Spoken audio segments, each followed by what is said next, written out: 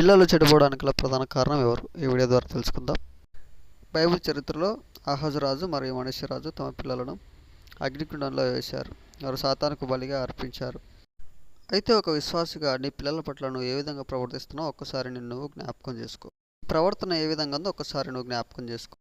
నీ పిల్లలు దేనికి బానిసలుగా మారుతున్నారో ఒక్కసారి నువ్వు పరిశీలించు. వారి అలవాట్ల గురించి కనిపెట్టు, శ్రద్ధగా తెలుసుకో. అదేవిధంగా వారి చదువుల గురించి కూడా శ్రద్ధ తీసుకోవాలి.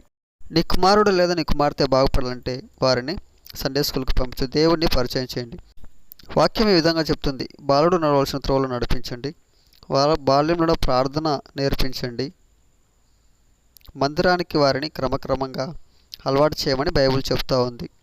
అప్పుడు వారు పెద్దవాళ్ళైనప్పుడు ఆ మార్గం నుండి తొలగిపోరు, దేవుడిని తెలుసుకుంటారు, దేవుని యొక్క నిత్యరాజ్యంలో నిత్య సంతోషంలో సురక్షితంగా ఉంటారు.